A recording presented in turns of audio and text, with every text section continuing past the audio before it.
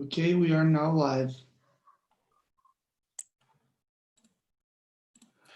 Good morning, everyone.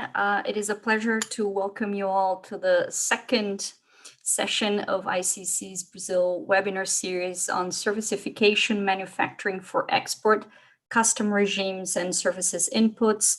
My name is Gabriella Dorlhiac. I'm the Executive Director for ICC Brazil. As most of you know, our first event covered the Americas region, talking about servicification. That session was recorded and is available on our YouTube channel. Today, we will cover the experience of the BRIC countries. We're planning a third session to cover other large economies and possibly a concluding session to discuss a way forward. ICC Brazil decided to offer a forum for discussing this exploratory topic due to the diagnosis that, at least in Brazil, traditional custom regimes fall short of reflecting the characteristics of today's services economy. It is well known that services represent the larger part of global GDP. There is growing consensus that services linked to exported goods are a key factor for the competitiveness of goods exports. The increasing relationship between services and manufacturing has been named by some as the phenomenon of servicification. In Brazil, for instance, goods exports contributed more in services value added to the economy than direct services exports. Despite the importance of services as a proportion of goods exports, the Brazilian regime for processing goods for export, which is called the Drawback Regime, does not exempt or suspend any taxes or fees on services inputs for exported goods. This regime only suspends or exempts duties and taxes applicable to goods inputs for the exported goods. The question then arises as to whether the Brazilian duty drawback regime could or should cover services inputs for exported goods. In order to contribute to this emerging debate, the ICC is hosting this webinar series and today's sessions to discuss the following questions. To what extent do current customs policies, in particular drawback regimes or inward processing regimes, cover services inputs to exported goods and services linked to the export of goods? To what extent that customs policies discriminate services inputs compared to physical goods inputs? Should they be adapted in light of servicification trends? This session will address these questions based on the examination of the customs and tax policies of Russia, India, and South Africa. And to that, we welcome our speakers today. Experts from these countries will describe the main features of the key custom regimes in their respective countries and discuss the extent to which these regimes are used to benefit not only good inputs, but also services inputs for exported goods and services linked to goods exports. I'm therefore very pleased to open the session and to continue this great discussion. And I'll turn it over to Luiz Salles, who is the Executive Secretary from our ICC Commission on Trade, and we can kick off. Thank you so much and welcome to all. Thank you, Gabriella. Welcome, everyone. Gabriella made my role very easy today. So let me just start by saying that I'm particularly pleased that we have been able to gather this incredible group of speakers, the BRICS countries, Russia, South Africa. I will ask them questions, so I'm on a very good spot here, and then just listen to this phenomenal panel. So let me introduce them first. We have, as I said, speakers from Russia, India, and South Africa to follow the order of the acronym. Today, Vladimir Efremov is a partner, the Moscow office of Baker McKenzie. He focuses his practice on national trade issues, sanctions, and export control, the WTO, domestic and cross-border direct and indirect taxation, FCPA and compliance audits, product liability, and data security issues. He has extensive experience in the areas of customs and currency regulations, tax planning and tax efficient structuring Russian distribution models, advising on strategy regarding into the Russian market and transactions in and outside of Russia. Vladimir also led a number of projects on localization of foreign products and technologies in compliance with the so-called Made in Russia.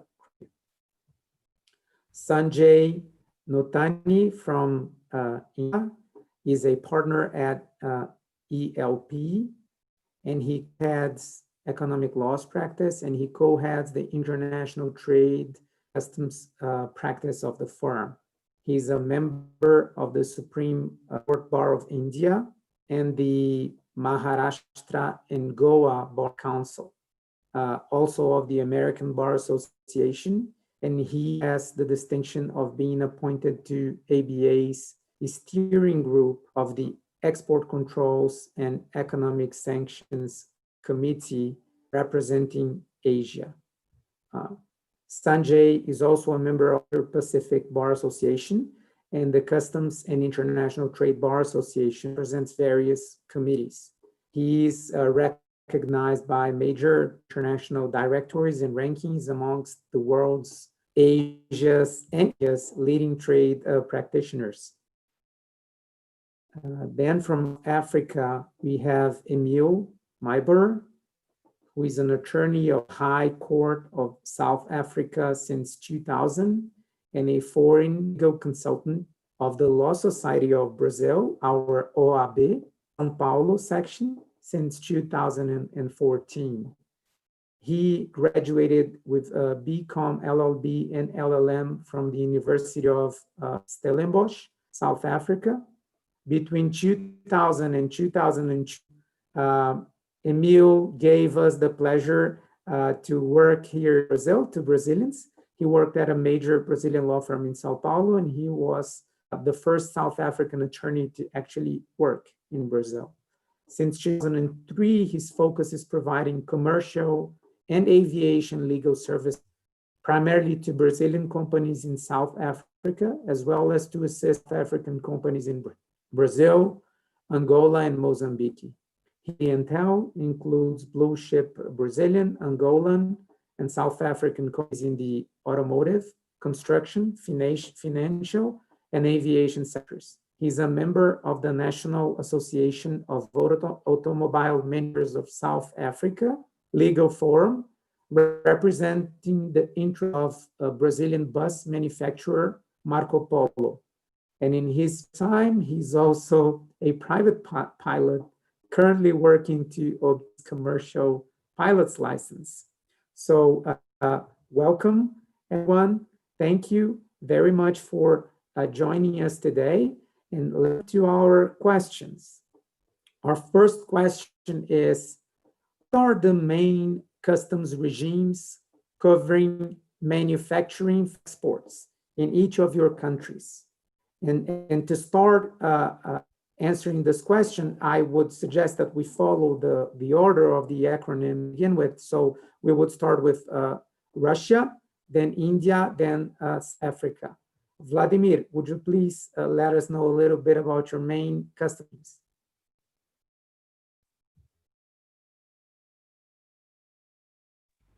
Thank you, Luiz. Glad to join the panel and just talk on Russia. A few words about Russia first, because this would better allow you to understand basically the legal regime related to processing of goods on the territory of the Russian Federation and its supply to other markets. First of all, it is worth mentioning Russia is part of the Eurasian Economic Union. So the customs regulations is set forth on the supranational level. On the other side, and that's like an additional layer of regulation, we have the Customs Code of the Eurasian Economic Union. The other set of regulations, we still have our national laws. So when you're looking for a particular regime, and we'll just talk in a minute about specific matter of our discussion, but you have just to combine those two sets of regulations. Then going specifically specifically right, to the topic of our today's meeting. We have in the Eurasian Economic Union, or as we say, EAU, we have special regime that is designated for processing of foreign products and adding additional value on the territory of the Russian Federation for its subsequent export, which is called inward customs processing regime. This regime is existing as far as I'm practicing the law. Right now, we have quite new code, customs code of the Eurasian Economic Union, which was introduced a couple of years ago. But this regime was existing in Russia for decades.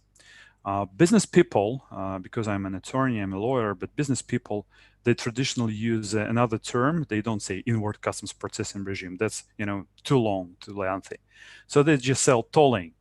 This is the way, like, when you're discussing, most people will say, oh yeah, we know what's that, that's tolling. But when we're talking about from legal perspective and legal terms, that's inward customs processing regime. Well, what's that about? How that works? Is there any specific? First of all, you can't just get this regime just because you want, unfortunately. It's not like the situation when you're importing or exporting something. For getting this inward customs processing regime, you must first have permission of customs authorities. And that is the processor, a local company that is applying to its local customs office for permission to use this regime. That's the first precondition, right? So they must get this permission. What they need just to get it, is it just something very simple, or it's full of different formalities? The answer is, as usual, no first, no second, somewhere in between.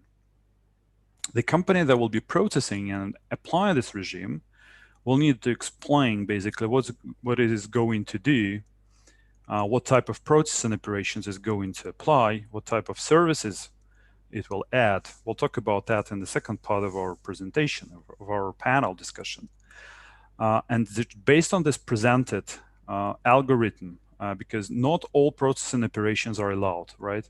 That those operations should really add something with added value.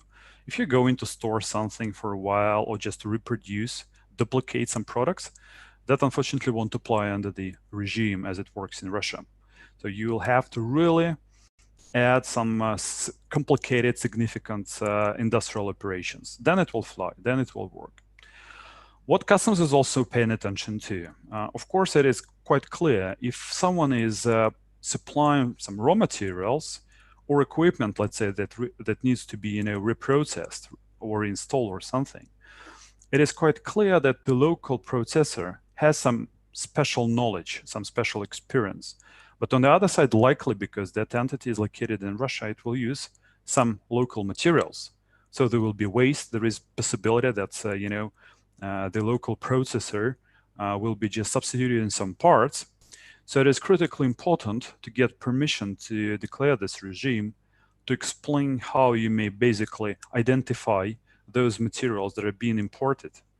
Among those, well, reprocessed materials or assembled equipment or whatever is received subject to those processing operations. So there should be a very clear way of identifying, those raw materials in those that will be exported. This is like a thing that is really important in just being successful while applying for permission. Another quite important thing is term and how you report, basically. That could be granted for 3 years. If you believe like the process is looking very complicated and there should be several processors, in fact, the permission could be transferred to another one. So it may go from one to another, provided, of course, that transfer is approved again by the customs office. And as you can imagine, so the transfer should better be agreed from the very beginning. So when you're applying for the first time and explaining the technological algorithm you're going to use, you're going to apply. What's the benefit? Why we believe that might be important and could be interesting for companies to apply? Because even if you have some very complicated technological operations, terms are quite significant. So you can get it for 3 years, right? And then again, Russia is traditionally known for being quite bureaucratic, where everything should be properly documented, where documents go first and then perhaps substance is on the second place, unfortunately. This regime is also not an exemption because the processor must report to customs authorities how it is applying the regime, what operations were performed, what is going to do, what type of local materials were being used, and that reporting period should be at least 3 months. So it could be more often, but this is how you're going. This is something you have to agree on with customs, right? How often you are to report on current status of your reporting, and your reporting obligations, of course, will largely depend on your technological process, right? This is something you may want to explain to customs, saying that it's just senseless to report during phase A because, that doesn't give you anything. So you may want to agree on just reporting on some later stage, some later period. Why the regime is interesting from fiscal point of view? I think it's quite obvious that because of this situation, and I think all customs services throughout the world, they're more or less based on the escalation principle, right? So authorities on one side, they understand like if you do process products on the Russian market, then you get products with higher value and of course with higher rates of import customs duties applicable throughout the world. So then it is worth investing, making others to invest into development of those processing facilities, so that for a fee, basically, you will just get a product with a high added value, right? But then how just to make those potential companies be interested? Clearly, to apply exemptions both on importation and exportation. So raw materials or components, whatever is imported under this inward customs processing regime, will be exempt from both import customs duties and indirect taxes. In Russia, we have value-added tax, right? So that's VAT. There will be exemption. And of course, provided that when you will be exporting the locally produced, assembled, processed product, whatever it is, a material and equipment, then of course it will be again subject to all possible exemptions, so it won't be subject to export customs duties. Well, we'll talk again in the second part of our panel discussion what you should do, how to tax those services that the company is applying. There is special regime and there are special provisions not only in the Russian, Eurasian Economic Customs Code, but also in the Russian Tax Code. That is specifically regulated how to report and what is the regime there. And looking on the statistics, in the anticipation of our panel, we collected some information available on application of this regime. I can't, to be honest, say that it's extremely popular. In my practice, and I am practicing customs only at Baker McKenzie for almost 14 years, I can remember just a few cases when we were engaged into this type of setups, which gives me an understanding, because we're here at the largest trade team, which gives me an understanding that's not really something very, very popular. However, when looking on the statistics that is disclosed by the Federal Customs Service on the application regime, we can see there are like several hundred cases of application of this regime. I think you will agree it's not a huge number for such a country as Russia, right? Still, some do prefer to apply. And then the question, what industries are looking at this regime? Who is more often using this regime? Again, looking at the statistics, no surprise. So I'm glad Emile is our certified pilot. So it's of course about aircraft industry, clearly, right? Because historically, Russia from Soviet times is known for one of the countries that is being able to construct both civil and military airplanes. The second thing I think is also quite obvious for everyone. It's just about Russian space program, right? A lot of satellites, rockets, they're being processed here in Russia. So that's this is like the other segment where it's very often applied. And surprisingly familiar a little bit, but chemistry. So some chemical products, right? So they're being supplied, and likely that's related. Unfortunately, the statistics doesn't give this understanding, but I believe that's more linked perhaps to petrochemicals, right? To oil. Again, from that perspective, no surprise. Russia is, of course, known for being one of the largest oil and gas producers in the world. So that is the statistics. And those are like the most common cases when this regime apply. But the code is silent, so it doesn't say that in other sectors it can't apply. So automobile, that's perfect, that can fly, but historically all local factories, they're like for local consumptions. So companies are predominantly producing for local consumptions, and that relates to other sectors. Well, with that, I think that is a brief explanation of this regime. Once again, the name is Inward Customs Processing or tolling. That's how it works, and of course there are a lot of peculiarities. Predominantly, they're in bureaucratic phase, meaning like what type of documents, how you're confirming all those algorithms, how you're confirming percentage of waste, so far, so on. Luiz, so over to you, or I think Sanjay will be at the next one.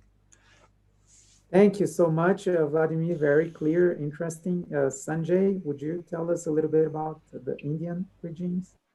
Absolutely. Good morning, everybody, and thank you, Luiz. And it's a privilege to be in midst of all my global customs friends. As far as India is concerned, let me just tell you, being a very, very large country,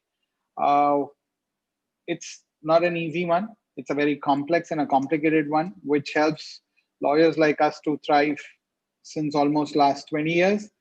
As far as the manner in which the export schemes have been devised in India, there are two agencies, of course, in India. One is the Ministry of Customs, which basically oversees and enforces all the regulations at the port. But it is the DGFT, which is Director General of Foreign Trade, under the Ministry of Commerce, which sort of provides all the basic framework and policy and roadmap for exports and trade. It is periodically reviewed to adapt to the changing customs and international scenario. The current foreign trade policy, which comes out every 5 years, is for the period of 2015 to 2020, which focuses on improving India's market share in existing markets and products, as well as exploring new products and new markets. Unfortunately, due to the COVID-19 pandemic, the policy has been extended by 1 more year up to March 2021. Coming to some numbers before I get into the actual schemes, the total exports from India, both on the merchandise as well as the services, has stood at about $525 billion in 2019 and 20, while the total import was estimated at US dollars 598 billion, according to the data from the Ministry of Commerce and Industry. The merchandise export out of that is in the range of 314 billion. And while that of the import has touched 467 billion. And coming now to the services, as far as the services is concerned, it's been taking a larger pie and growing, of course, steadily on an annual basis. It is in the range of 214 billion and 131 billion in terms of the imports. Now, like I mentioned, that India being a very large country, we have divided our regulations into two forms, particularly when it comes to schemes for the purposes of manufacturing. One is the federal scheme or the central scheme, which is sort of available to the country at large. Apart from that, there are also certain state level schemes which are provided to the exporters in order to sort of ensure that their competitiveness stays. And that is where the investments come within the states and the competition happens. Given that there are many such schemes, let me just focus primarily on 2 or 3 main schemes, which usually all the exporters sort of take forward in order to sort of be competitive. And then we will move to the rest. So the main important scheme which runs in the country at this point in time is known as Merchandise Export from India Scheme, known as in acronym MEIS. Earlier, some time back, we had 5 different schemes, which was the Focus Product Scheme, the Market Linked Focus Product Scheme, Focus Market Scheme, Agri Infrastructure Investment Scheme, and VKGAI. All these were different schemes depending on how you are going to be rewarded. These were different kinds of duty scripts with varying conditions, sector-specific, actual user attached to their use. All these schemes were then definitely considered one day and merged into a single scheme known as MEIS with no conditionality attached to the scripts issued under the scheme. This scheme provides incentives in the form of duty credit script to the exporter to compensate for his loss on payment of duties. So the incentive is paid as a percentage of the realized FOB value in free foreign exchange for notified goods to notified markets. To determine the quantity of incentive, the countries have been segregated into 3 groups: traditional markets, which is basically the EU, USA, Canada; emerging and focus markets such as Africa, Latin America, Mexico, CIS countries, Turkey, and Western Asian countries such as the ASEAN, and then the other markets. The incentives on export of each product at the 8-digit level at the ITC depends on the group in which the destination country belongs. The debit towards the basic customs duty in the transferable reward duty credit script is also allowed to be adjusted as a duty drawback. While earlier only the additional duty of customs, the excise duty, or the service tax was allowed adjustment as duty drawback as per the Department of Revenue rules. Coming down to some other schemes, we also have a scheme known as Advance Authorization. Basically, this is to allow duty-free import of inputs which are physically incorporated in the export product, making normal allowance for the wastage. It is issued to a manufacturer exporter or a merchant exporter tied to the supporting manufacturer. Imports under the advance authorization are exempted from basic customs duty, additional customs duty, cess, and now, of course, the IGST. Pre-import condition is imposed on import of certain products, while in other cases, imports can be undertaken by the exporters as a replenishment of the stock of inputs, as well as having the exported goods can procure inputs without the payment of duty using the advance authorization. We also have a scheme known as duty-free import authorization. Basically, this is to allow duty-free import of inputs, mainly such as fuel, oil, energy, catalytic, which are required for the production of exported product. It is issued on post-export basis for products for which the standard input norms have also been notified. Only the basic customs duty is exempted under the Sette scheme. A drawback is allowed again in respect of duty paid on inputs, either imported or indigenously procured, used in the exported product.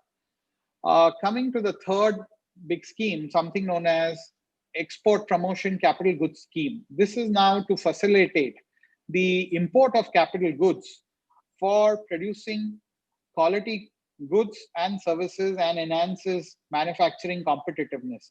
The EPCG scheme allows import of capital goods except those goods, capital goods which are under the negative list for pre-production, production, and post-production and zero customs duty. Under the scheme, the manufacturer supports merchant exporters and service providers are allowed to take the scheme. The imports are subject to actual user condition. The export obligation of 6 times of duty saved on capital goods imported under the scheme is to be fulfilled in 6 years, as from the authorization issued date is concerned. As I said, all these schemes have now been extended up to 31st March 2021. The intent is behind the same is continuity and non-disruption to avoid burdening the importers and exporters due to this pandemic. Also, very recently, because of the India's dispute at the WTO with the US, India is also in the process of replacing now the MEIS scheme with a scheme known as Roadtep, which is remission of duties and taxes on exported products, which will make India's exports cost competitive and create a level playing field for exporters in the in the international market. The Indian government has recently approved the scheme and will be notified in a phased manner, and accordingly items will be shifted from the existing schemes of the MEIS to the Roadtep with proper monitoring and audit mechanisms. The Sette scheme aims to reimburse all the taxes, duties, levies at the central, state, as well as the local level, which are currently not being refunded in relation to the export goods, including those taxes which are outside the GST as well, which is VAT on fuel used in transportation, local market taxes, duty on electricity used during manufacturing. Under the Sette scheme, exporter would be entitled for transferable scrips, which can be used for duty payments. Scrip rate would be decided based on the products. So these are some of the schemes which are available in India and particularly used in the manufacturing world for exporters to remain competitive. As far as the service related schemes are concerned, I will be taking it in my next question. Thank you. Thank you very much, Sanjay, for this explanation. Yes, it does sound complicated, but I think we can debate a little bit of that towards after the end of our first sort of overview. Emile, how about South Africa? Thank you for joining. Thank you very much, Luiz, and thank you very much for the opportunity to take part today. I was particularly interested to listen to Sanjay's presentation just now, since we are both common law countries with Mother England as our common ancestor, so to speak, to see how similar our legal cultures could be. And Sanjay, I must say, I'm quite surprised to see how different India and South Africa turned out as far as taxation yes, is concerned.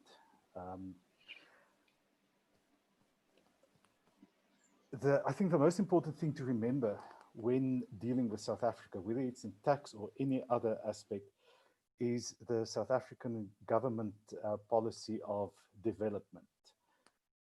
Almost every law, and this includes taxes, customs duties and everything, is tailored towards creating jobs and protecting local industry and ensuring that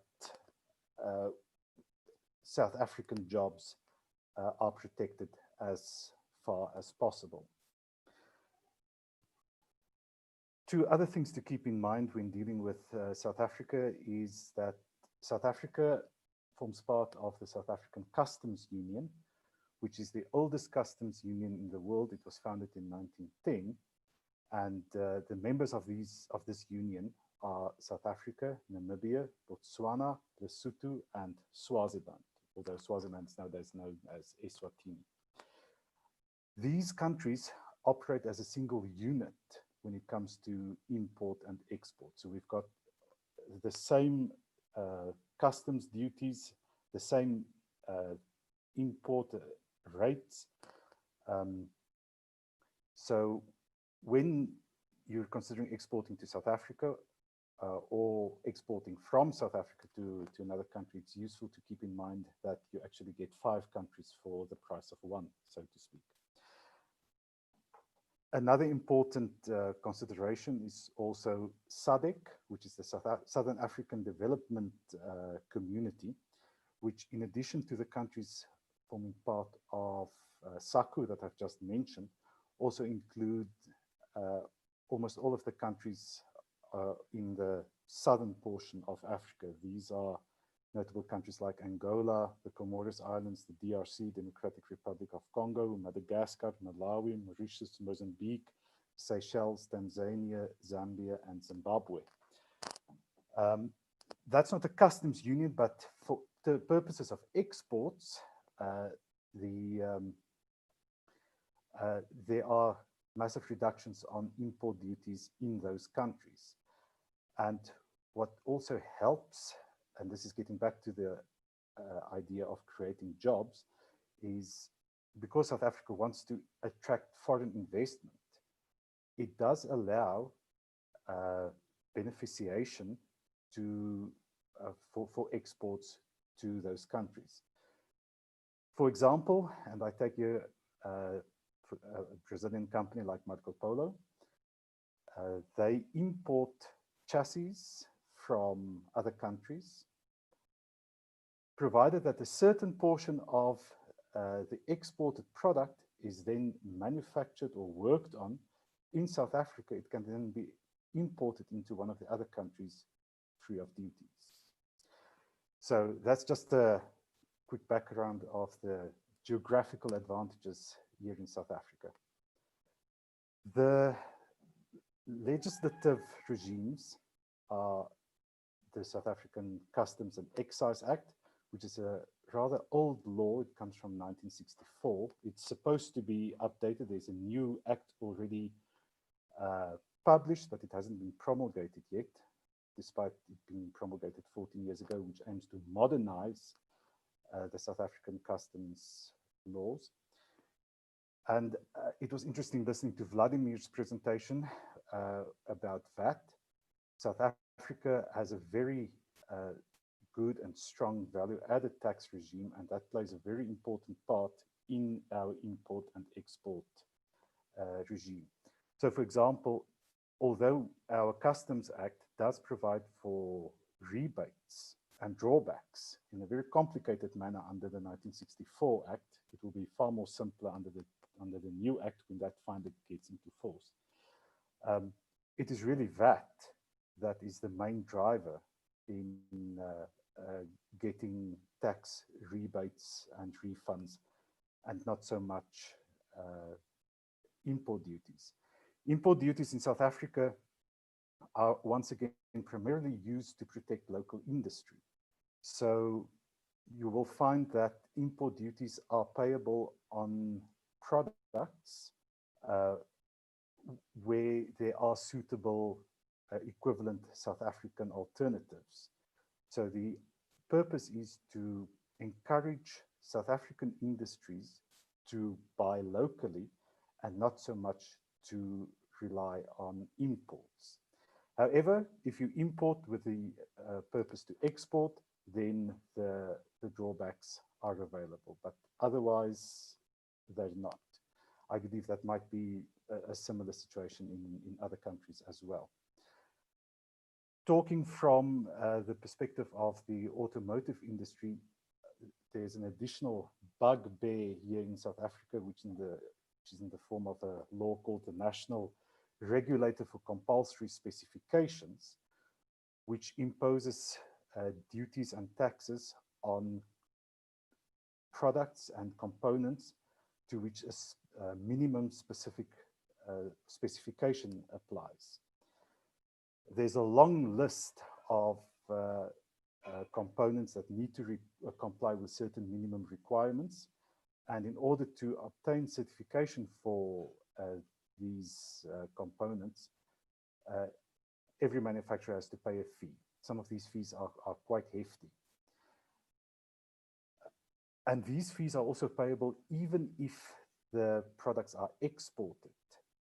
So while South Africa tries to promote exports and tries to diminish imports, the automotive companies, and this includes a company like Marco Polo, but also all the other vehicle manufacturers, have to pay this charge even on goods that they're exporting.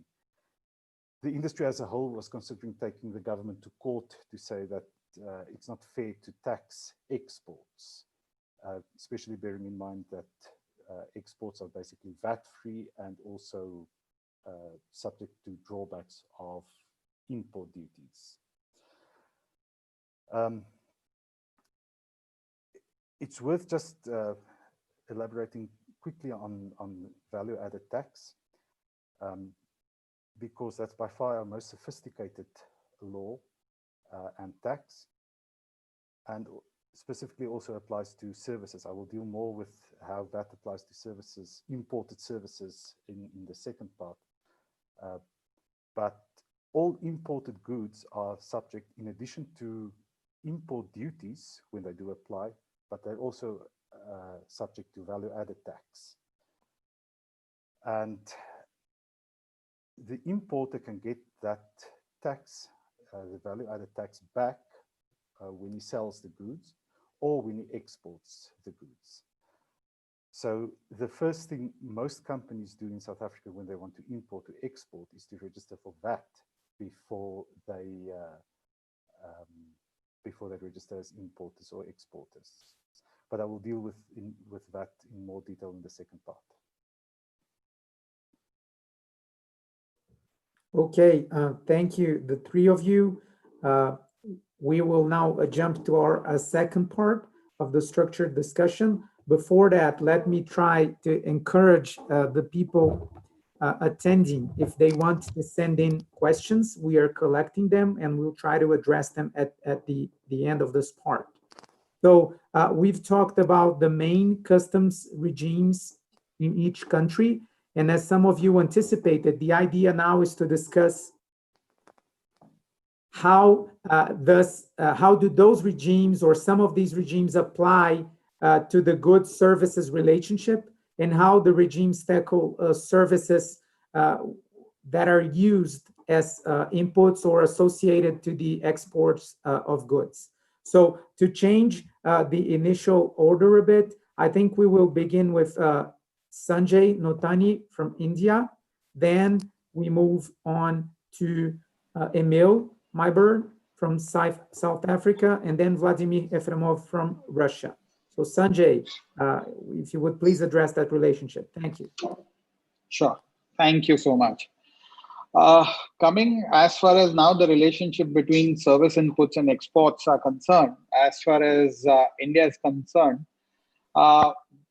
we are actually graduating to the new global trend, as we call the Servicification of exports. And we have realized that the importance of it for the growth of the economy is tremendous. Department of Commerce has been implementing an ambitious reform agenda in services, which includes review of regulatory frameworks, incentivization of investment, and ensuring quality and transparency. However, in the recent times, we have seen also at the same time, there have been certain sort of restrictions also put, whether when we say in terms of the export control schemes, even when we say goods, services, and technology, we've been ensuring that, where exactly and what is exported and how do we sort of, even when it involves things like services and technologies. We've also seen certain sort of restrictions on investments coming into certain strategic sectors. And, these are certain ways and means where we have now started to even sort of, use the word protectionism in certain ways and means, which has affected the service industry, and which, of course, we are going to sort of see. Now, within all this global scenario, how exactly each country is going to push their services is going to be very interesting in the next few months and years. However, coming back to the issue out here, to reduce the burden on taxes on the exports, the government has been allowing rebate of taxes levied on services which are used in the export products. Like I said earlier in my first question, there was a scheme which was meant for production and merchandise. The same way we have a scheme now for service exports from India scheme. In short, the acronym is SEIS. This has been replaced, given that lately I said there have been changes. SEIS then again changed the word into served from India scheme, because it, in terms of grammar, in terms of the context, it sounded much better. So they changed it to the word served from India scheme. Now, as far as SEIS in its earlier covered the service providers located in India instead of Indian service providers. So thus, SEIS provides for rewards to all service providers of notified services who are providing services from India, regardless of the constitution or the profile of the service provider. The list of services and the rates of rewards under the SEIS includes business services, which includes lawyers, accounting services, architectural, engineering, medical. All these are services for the purposes of exports, and then therefore you get the benefit under this.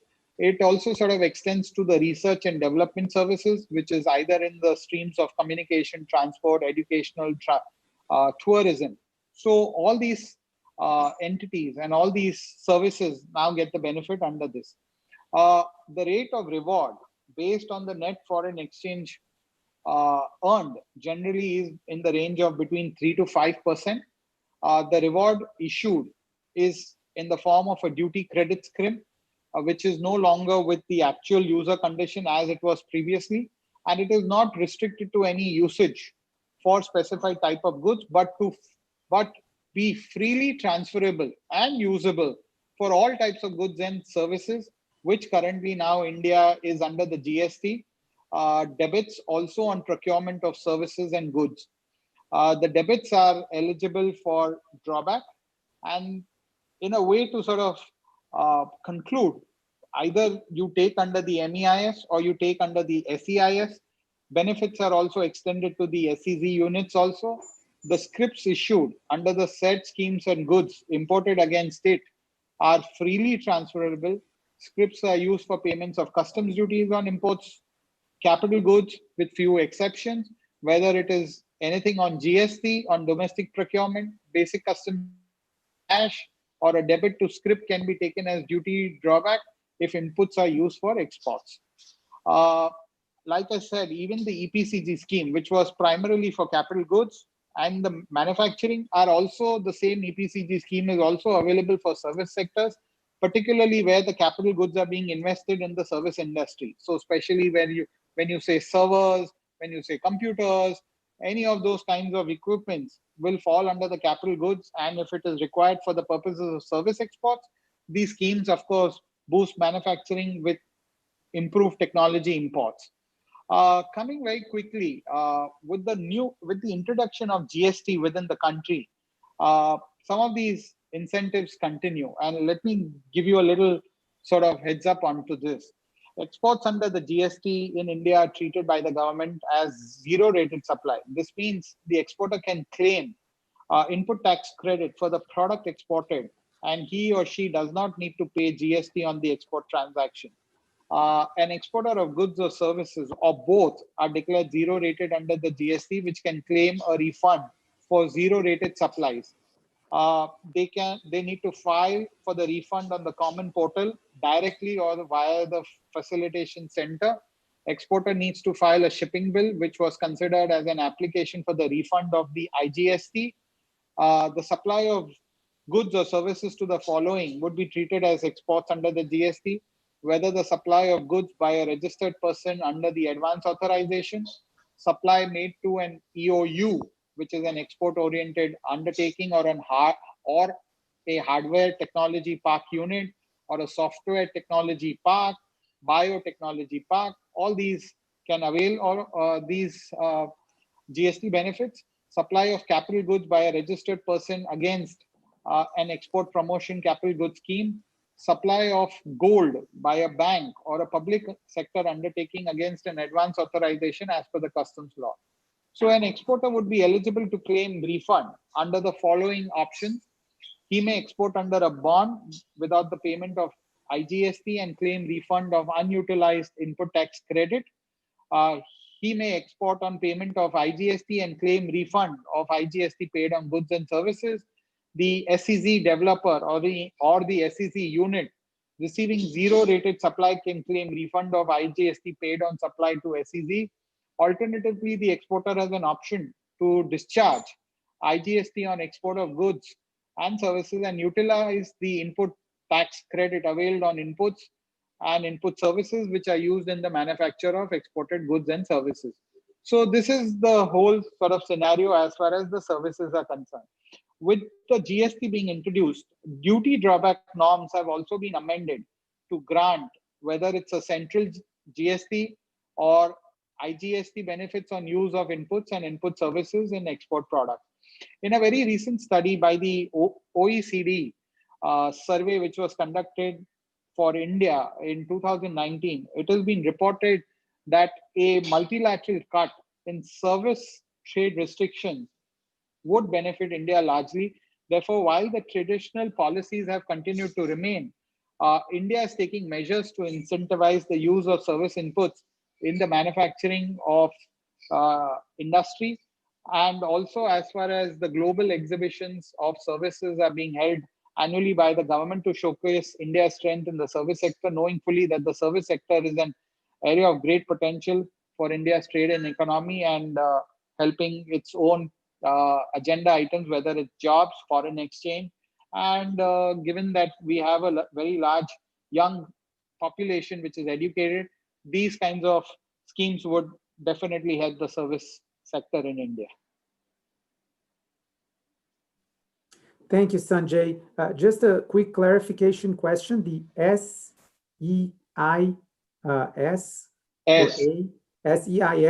it applies then to direct services exports, right? So to the, yes, to the business exporting the service, not the service. Absolutely. No, absolutely correct. Okay, good. And then in terms of the GST, which is the recent goods and services tax, then you have credit on your services inputs and zero rating on your exports. Absolutely. So that applies to the services inputs in terms of the GST scheme. Yes, okay. Both. Okay, very good. I wanted to take on that during our debate. So this is why I'm raising this, because this raises interesting comparisons for the Brazilian system.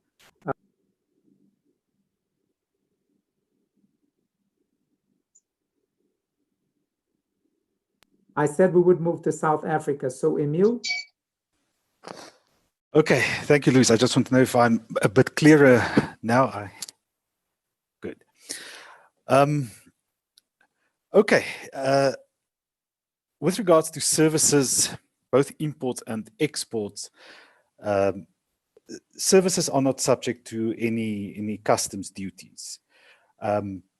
So only VAT applies there. And I think the beauty of the South African Value Added Tax Act is that it applies if your service or even the good that you buy is used as an input in any product that you want to sell or export.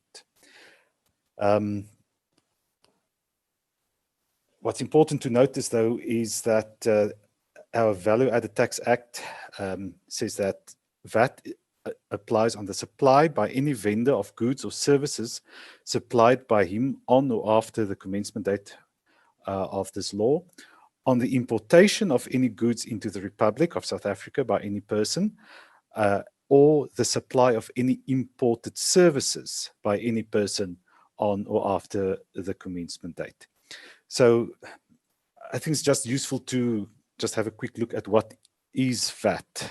In South Africa, VAT is charged at 15%, which as far as global standards go is a fairly low percentage. But essentially, if you pay, say, 1,000 South African rand, or want to sell a product for 1,000 South African rand, that's about $70, then you've got to charge 15% on top of that. So you have to sell it for 1,150 rand. But if you had 500 rands input, and the crucial thing is there, the input can be both goods and services, and the VAT on that 500 rand input would be 75 rand, then you can subtract the 75 rand VAT that you paid on your inputs from the 150 rand that you have to pay for the output. So you only pay over the net difference to the government. So whether that VAT was payable on a service that you sourced locally or imported doesn't differ. The rules apply to both equally. Now, generally, not many people in South Africa are aware of it, that imported services are subject to VAT. So if I hire any of your services from Brazil, Russia, or India for the purposes of a client of mine, and you send me a bill of, say, $100, then I have to pay another 15% on that bill to our local tax authorities. Now, the crunch comes in whether I or my client, the final user of the service, can claim that back as an input. And in South Africa, it's about 30 years since we've used VAT. There's only been one important court case dealing with imported services and the VAT thereon. It was a massive case. It dealt with a merger between Anglo American and De Beers, and they hired some very expensive London-based consultants, and the bill of those London-based consultants was in the region of $20 million. And at that time, the VAT rate was still 14%, but even 14% was worth the South African government going all the way to our highest court, where the government prevailed to get that tax, because what the court reasoned was, when you get legal advice for a merger or acquisition, you are the end user. A merger is not a taxable supply. So it's not like they went and sold whatever they got from the merger to their end customers. And that also applies to normal services. So whether you, South African-based services, so whether you get your services from South Africa or abroad, whether you can claim it back depends upon whether you are the end customer or whether it was sourced for a taxable supply. However, the good news is, irrespective of where you source your services, locally or internationally, if you export it, or if you obtain those services as part of exporting a product, then the VAT can be considered an input tax, and you can claim it back. So that is where the VAT Act becomes so important for services. And like I said, it's most people register for VAT before they register as an importer or exporter. It's also the most difficult act to register for, and the South African government makes sure that everybody complies with it very strictly, because it's subject to a lot of fraud, because you can imagine you can get 15% back of everything that you spend. So the temptation is big. But it is an incentive for people to, when they export, that they can claim back that VAT, irrespective of whether they had to pay it or not. So that's what I wanted to say about the export of services. Okay, thank you. Let's hear from Vladimir Efremov from Russia, and then we will discuss. Thank you. So it was indeed interesting to listen how the system works. Now I have a complete understanding. It's not that easy, right? So the regimes that could be used, and those rules related to added services seems to be quite complicated. When we're speaking about Russia, then the situation is a falling problem. My mic is up, so perhaps you don't hear me well. So when we're speaking about Russia, because we're a sad VAT country, the rates of Russian VAT is 20%, which could be, I would say it's an average one. But when we're talking about some models that companies are implementing, so VAT could be crucial. When we're talking specifically about the regime that could be used in Russia for processing, in what customs processing regime, where we have a specific rule stating that services that are consumed for local production could be subject to zero VAT rate. What effectively it means, right? And I think it's to a certain extent similar to what Emile was explaining to us, because inevitably, basically, how VAT works, right? So you have input VAT and you have output VAT, and you're in fact paying the difference. In the situation when you're using some services for processing of those products, and we will talk about in a minute what type of services that could be, those services can be in fact fully deductible for you, meaning like the amount of VAT that is being charged for you basically can be deducted. So that's in fact how it works, so that it doesn't have any negative effect on you, because clearly you don't have local realization, right? You will be just exporting that locally assembled or produced product, so you won't sell it locally. You will not have VAT, so you can't basically offset it vis-a-vis this realization. So that's why we have this trick on VAT. So it will be subject to zero VAT, but effectively it's just about VAT refund. Well, then how to apply it? What type of services can be covered? And that's like really gray zone there. It's quite clear that all type of direct services are subject to this rule, meaning like if you need some specific process and services related to process and operations directly declared to the customs office that is granting the permission, it will be accepted. The point is in Russia, and that's like a significant problem, I would say here, although both Russian Customs Service and Russian Tax Office, on one side, they're subordinated to the Russian Ministry of Finance. On the other side, they're still independent. And each of them is fighting for the fiscal aspect, right? So even when we're talking, say, about import VAT, so customs is always trying to get as much as possible, while it's quite clear that at a later stage you will be able to claim for a refund.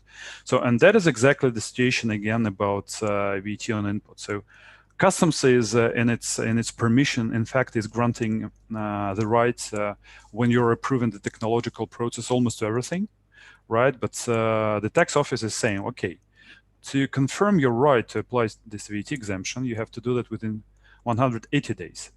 And basically what you need to do, you need also to provide this permission granted by the customs service, right? But in practice, we know that although like this algorithm is already, the list of those operations is already pre-approved, still the tax office is just diving in and just trying to understand what is really related, what is not related. So they're really to try to cut off, those services that they believe are not direct, right? So by the end of the day, although like the precondition is to have those operations somehow mentioned, and that's why like it should be very, very detailed, the permission granted by the Federal Customs Service.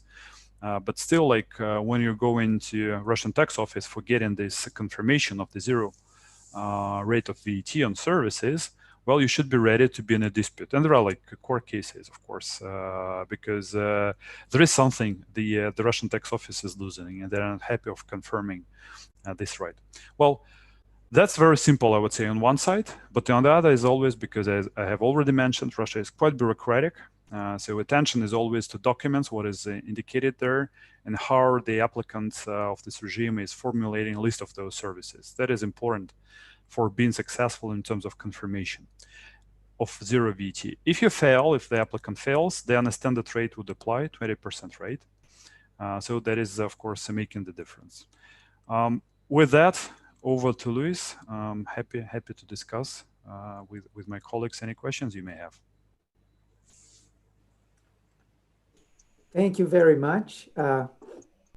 I have a few questions, but I would like to see first if any of you, I mean, Gabriella or any of the speakers would like to ask questions to each other. I have a bunch of them, but I wanted to let you first give it a jump, if you will. Gabriella? I have a very operational question. And I think it was mentioned statistics, and specifically statistics about regimes. Where can one look it up? Because I think one of the main difficulties that we see with companies and people interested in other countries is that they don't know where to look up information. Is there a place that aggregates those type of information that can be easily used? And I think this is obviously for everyone. So let me start as far as India is concerned. India had a massive exercise done when it upgraded itself in the technology and putting all these systems together, especially when we sort of started our GST. It had a lot of hiccups. Everybody was very, very confused because you had different kinds of duties and taxes. You had state level, you had down to the town level, you had all kinds of sort of taxes which could be thought about. Basically, the states and the federal government sat together, put sort of 4 slabs under which the GST is charged, as low as 5%, as high as 28%. And then they had a massive exercise of putting each of the item under each of the category. So it had all of those hiccups. Then came the second hiccup is how do we sort of link people together? So they sort of came out with a GST and IN number so that every entity and every person, as a professional as simple as me, has to apply for a GST IN number. and then sort of it put into the system. Now, given that many years and learning from mistakes, we've sort of put into a process where everything is digitized, as simple as that, whether you sort of put it into a sort of an Excel sheet and upload that sheet, whether you sort of get into the GST and IN system and you upload it, or as simple as your mobile. You can make all these kinds of transactions known, link to people, where is the input, where is the output credit, who's paid for it, and who, all of that.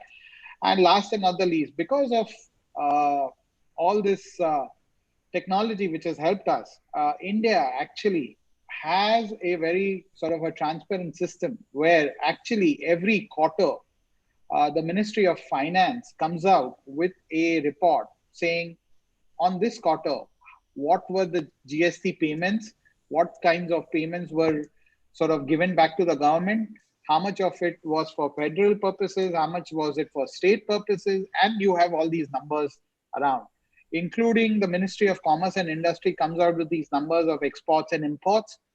Very robust system, very transparent system, and you would be able to get any of these numbers, both in terms of taxes and duties collected, as well as whatever is paid for domestic transactions or export transactions. Sanjay, thank you. Quick follow-up. This is for the GST, right? How about the other regimes, the customs regimes you mentioned? Those are probably, are they available? So let me tell you, those are not sort of easily available because some of the customs houses are fully digitized and linked to the central system, but there are certain inward kinds of ports which are not linked to the system. Therefore, there is always the aggregate receiving of the data and stuff like that, which will be a problem in terms of the getting all those records. However, you will get a sort of a consolidated number in terms of what were the total taxes, duties, in terms of both the imports and well as the exports which were collected, but very difficult for you to sometimes get, and depending on each of the program, the exact number as far as these values are concerned. Okay. Emile, Vladimir, as you will. I think let's end up on common law, because there is so much same issues there, and then perhaps Russia. Emile, will you be after Sanjay? Sure. The big advantage here in South Africa is because we're a relatively small country compared to the other BRICS countries. We only have one system of tax, and it's national. We don't have state or provincial taxes or municipal taxes other than, say, property taxes. So all of the statistics are collated by the South African Revenue Services, and that's for all taxes, income tax, customs and excise, as well as VAT. And they're all accessible on the website of the South African Revenue Services, which is sars.gov.za. So that's the advantage of being a small country. Thank you. Well, I wouldn't say you are that small, Emile, you know? No, indeed, but compared population-wise. Speaking about Russia, why basically I outlined specifically about common law system, because if we're talking about specifically India and South Africa, then we all know like English as language is used there. So in Russia, we have Russian language, right? So the point is, you may find, of course, information, both custom statistics, information on taxes that are being collected, spread between different type of taxes, federal, regional. That is done by two agencies, Federal Tax Service and Federal Customs Service. But the point is, and that's like mainly the issue, because that's everything, not just in Russian, but in Cyrillic, right? So we have our own alphabet. So very often, what we see our clients, where they have some sort of problems with getting access with searching information. For us, for Russian-speaking people, of course, it's not a big deal just to find that information. But where the point is, it's just that you have to know Russian to make that search. And of course, there are some publications. There is some very general information made in the English, but it's not detailed. It's very brief normally. So that's why, like, you will, I think, find different volumes of information if you're looking in the Russian and the English language. But on the websites, you can easily find it. Yeah, sorry. Okay, no problem. So, Gabriella, just to jump in from a sort of a practitioner's perspective as well, my sense, and I think the three of you sort of hinted on that, when you want general information, very consolidated, that's relatively easy to find. But as you move into specific regimes, regions, taxes within the countries, then it may become more difficult.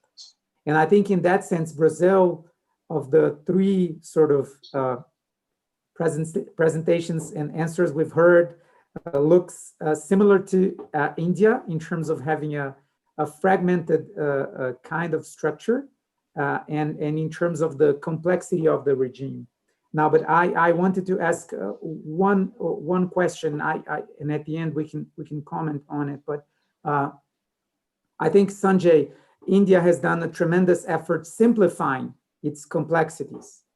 Now, how is this viewed locally? Because in Brazil, we have had that sort of battle for a while. And I mean, some people in the business community have a sense that we are particularly slow at moving towards reforms. So how does that play out in India?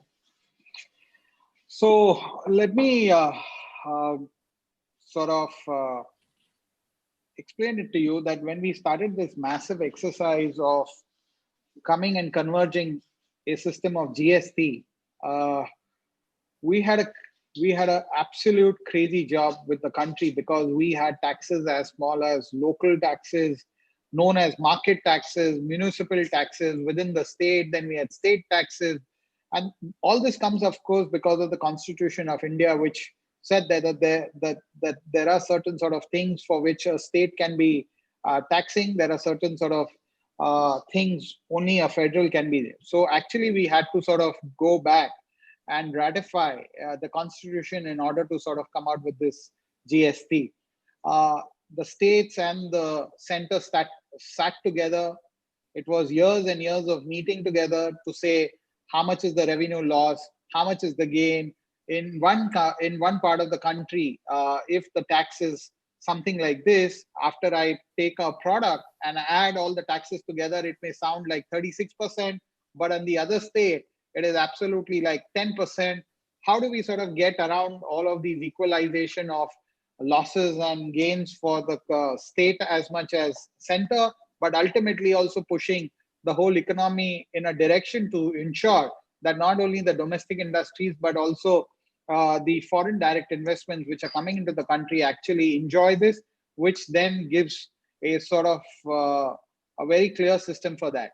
Let me tell you, when we said about integrated GST, when I said integrated GST or the IGST, this is where actually is the formula and the working which the government keeps on doing on a regular basis to see on which are the kinds of products we need to reduce our taxes, which are the kinds of products we need to increase our taxes. And that is where technology has played absolutely a key role. And nothing better than technology can help you to sort of get this data put together, simulate the data, and also make it easy for people to sort of report any of these goods, which are either within the state transfer, intrastate, between two states there is a transfer, and ultimately if it is a product or a service being exported out of the country. Now, how do you sort of collect this massive data? Again, the key and the backbone is the technology, which help you to make simplification of systems, simplification of compliance, and ultimately an integrated system between two people, two companies talking to each other in terms of a very, very sort of a simplified invoicing process, which helps the compliance and the tax authorities to understand exactly which product is going where, who is filing what kind of an annual return, whether exactly the goods have shipped and therefore there is evidence available on the other side of the company's file to track that exactly the product or the service has been received, whether the taxes has been paid, and all of this. Ultimately, the government has been able to do this is because of simplification, as well as the technology playing a backbone to the complexity which we used to have. Okay, thank you. We had a couple of questions from the audience, so I'll ask them next. First is a question from the question that I wanted to raise first is from Victor Bovarotti Lopez to Emile. What are the criteria used in South Africa to determine whether service is an input? I think under your VAT. Maybe, Vladimir, if you want to jump in and talk about Russia, it would also be interesting. Yeah. The primary concern in South Africa is to determine whether it's an input is whether what you do with that product or service was acquired for the purpose of making a taxable supply. So, and that's not always very clear, but I think, for example, that if you buy metal, raw metal, on which you pay VAT, and then you go make a motor vehicle from it, which you then sell, and that is also subject to VAT. So that, I think, would probably be the most simple and clear example. But it does become a bit more nuanced and sophisticated. So, for example, if you rent a car to go and visit a client to perform a service there or whatever, you pay VAT on that car rental, but that is not considered an input tax. How they came to that conclusion is difficult to tell. So the impression that I get from court decisions and experience is when it's not clear, often the tax authorities will interpret it in such a way that favors them. And I think that's general of tax authorities worldwide. But the bottom line is, did you acquire a service in order to sell it onwards, or a product to sell it onwards? That's the criteria. But there is no sort of list, indicative list, or? No, you have to acquire it to make a taxable supply. So in other words, if you sell something that upon which you must charge VAT, then you can claim back anything that you have acquired as input VAT. Thank you. More or less similar for Russia. I would say more or less similar for Russia. Nothing is specifically listed in regulations. It's quite clear that only the company that is listed in this permit to use a regime may apply this VAT exemption. That's the point. In terms of which services, well, direct services clearly are, like processing of, as an Emile's example, of metal blocks, let's say, into a motorcycle, whatever, that will clearly be viewed itself as a direct service and will be subject to an exemption. But if in that situation, for example, the local producer needs some legal advice on labeling, for example, of that motorcycle under the rules, let's say, of India or South Africa, right? How to label, what information should be placed, and they will just pay for those services. It's really questionable to which extent, like, the authorities would allow to enjoy the VAT exemption.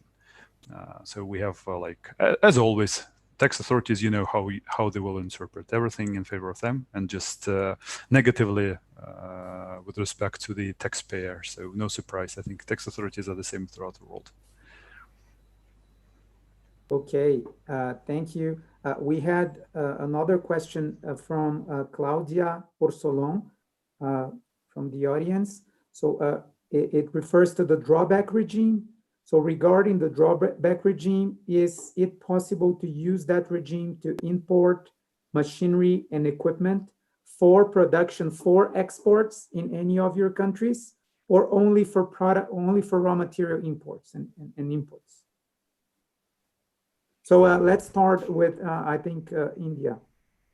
So, like I explained, as far as India is concerned, once when we talk about capital goods, then we have something known as an EPCG scheme, which allows you to import capital goods without payment of customs duties. And of course, you have a period also given under that, uh, wherein you will be taking an undertaking that you will be exporting uh, something from the import of capital goods for the purposes of exports, and the period which is allowed under the law is 6 years, and in sort of a probable volumes where you will have to show, and the benefit will sort of be given to you where you don't need to pay any sort of customs duties at the time of import as far as the capital goods.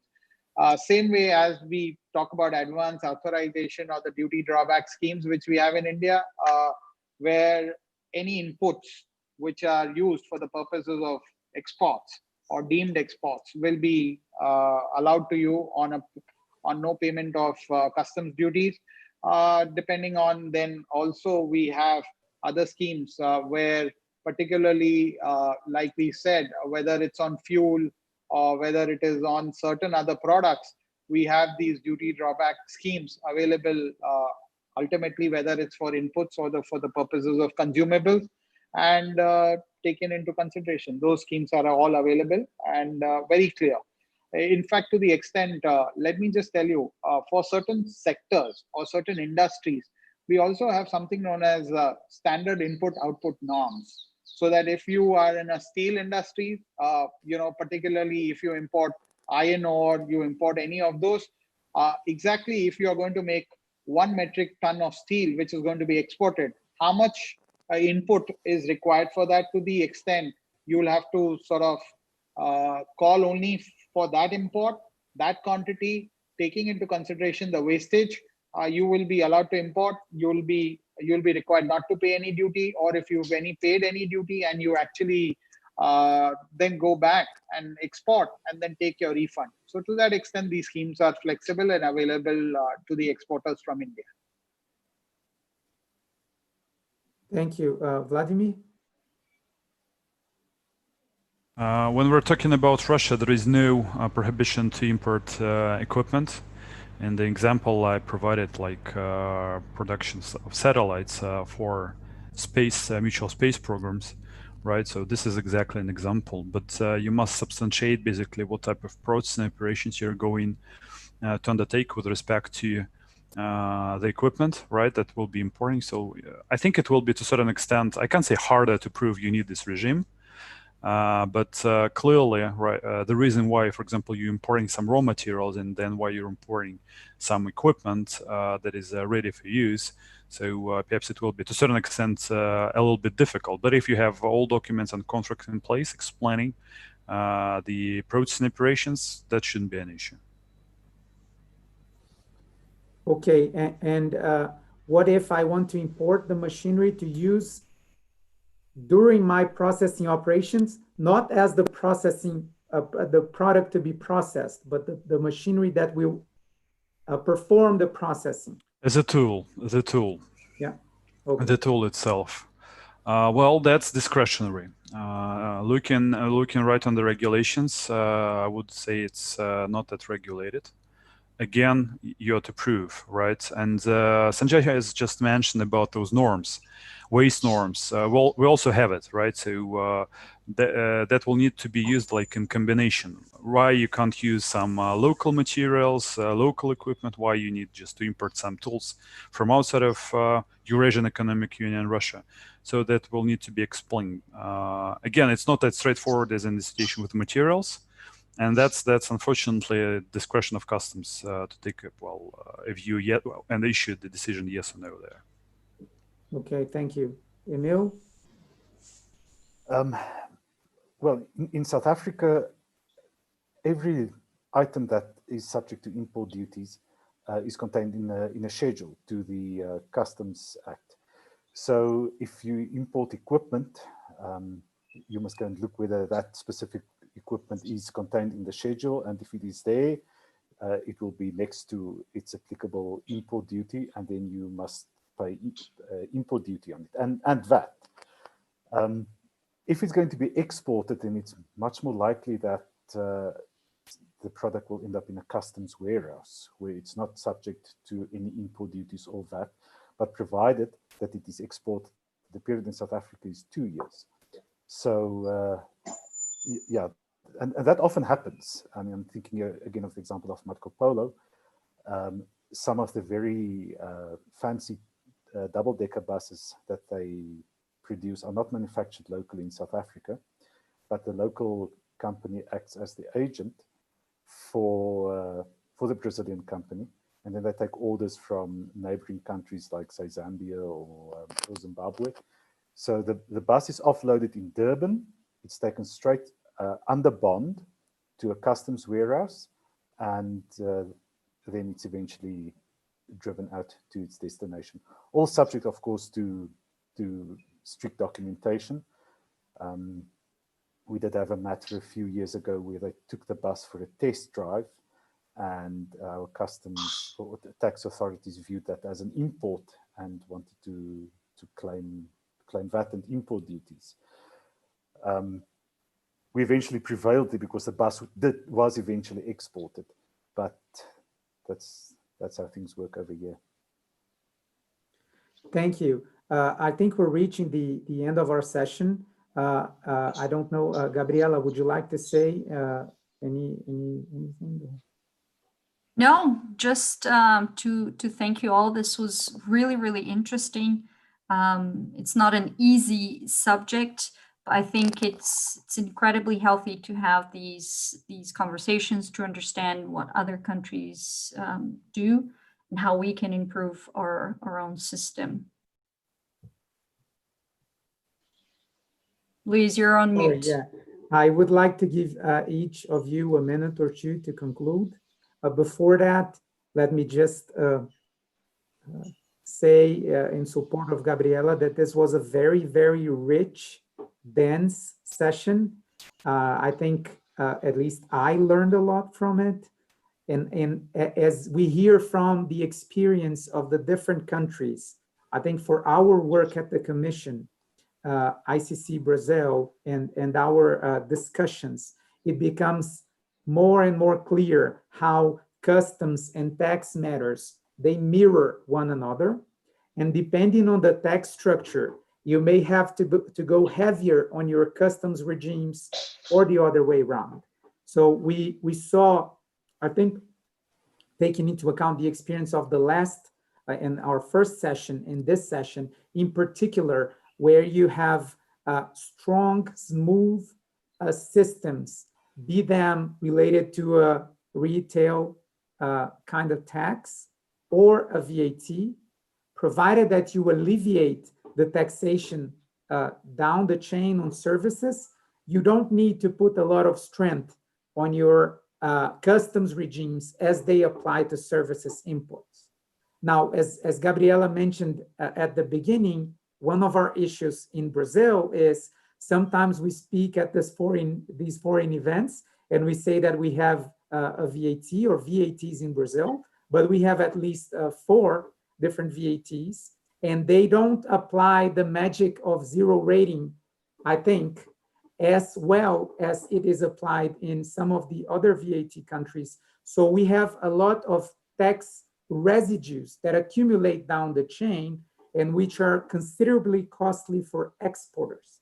Now, when we talk services, the issue is aggravated because our local municipal services tax and some of the federal contributions or other charges that apply on services are in practice not creditable at all.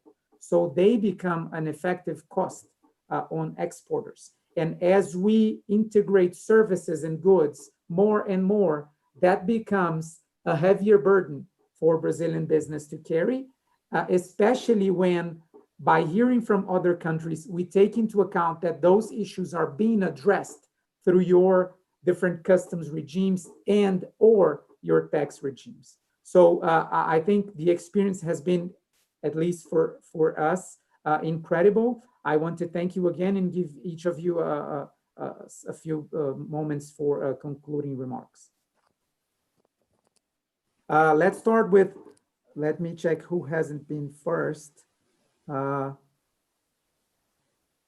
Emile, please. Okay, yeah. Well, just to carry on from what you've just said, I remember many years ago I had a meeting with a Brazilian company whose offices are actually not far away from your present offices. And I explained some South African tax to them.